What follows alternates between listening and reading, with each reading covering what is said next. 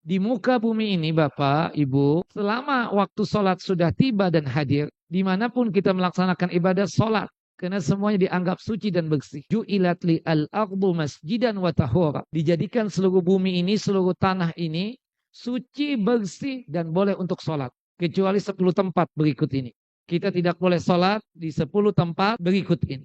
Yang pertama apa? Kuburan. Tidak boleh kita sholat di pemakaman. Kenapa? Ada hadis, ada larangan dari Nabi SAW. Ju'ilat li al-ardu masjidan wa tahura ilal maqbarah wal hammam. Semua tanah ini suci, bersih, dan boleh untuk sholat. Kecuali apa kata Nabi? Kuburan. Yang kedua, tempat meskipun suci, bersih, tapi di hadapan kiblatnya ada kuburan, enggak boleh.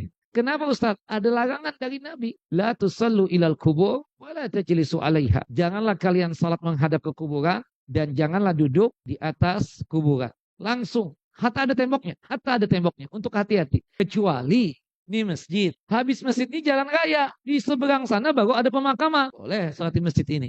Tapi kalau nempel temboknya masjid yang arah kiblat, kita katakan nempel dengan itu kuburan dan pemakaman. Nggak boleh. Kenapa? Ada larangan dari Nabi Sallallahu Alaihi Wasallam. Yang ketiga, toilet. Jamban, restroom, enggak boleh untuk sholat di kamar mandi. Kenapa? Pertama ada larangan dari Nabi SAW. Ju'ilat li al-ardu masjidan wa tahuran ilal maqbarah wal hammam. Dijadikan seluruh tanah ini bersih, suci, ya, boleh untuk sujud, boleh untuk sholat, kecuali kuburan dan kamar mandi. Kemudian yang keempat al-husyu, spiteng. Subhanallah, sholat id nih kita di sini atau Jumatan sampai keluar sana ada spiteng di situ. Di depan sana, di atasnya kita gelar sajadah sekalipun nggak boleh, karena spiteng itu tempatnya apa? Kotoran, tidak dibolehkan. Allahu a'lam bishawab.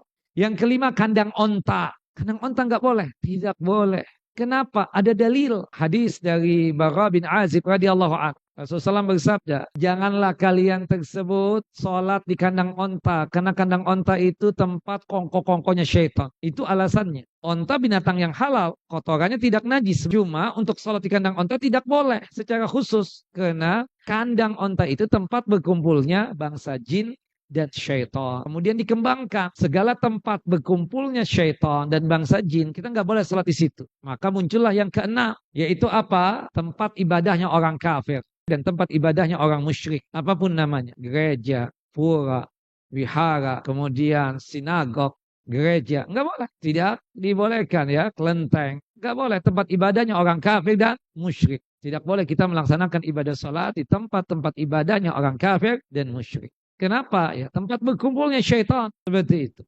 Termasuk yang ketujuh, tempat berkumpulnya syaitan, tempat maksiat. Entah itu tempat pelacuran, tempat perjudian, atau yang sejenisnya, tempat mabuk misalnya. Kemudian yang keberapa? Kedelapan, tempat pembuangan sampah. Kenapa tidak boleh? Kemungkinan besar ada najisnya di tempat pembuangan sampah tersebut. Yang kesembilan adalah got, selokan. Meskipun kering kita katakan, kemungkinan besar ada apa? Ada najisnya. Dan yang terakhir, yang ke-10, berdasarkan dalil, tempat yang pernah diadab dan disiksa oleh Allah Jalla wa'ala. Nah, seperti ada daerah Madain Saleh itu ya. Subhanallah. Bukan di daerah Al-Ulanya. Jadi setengah jam atau 20 menit ya dari Al-Ula itu ada Madain Saleh. Dan tempatnya tertutup. Tertutup, nggak boleh orang untuk mampir ke sana.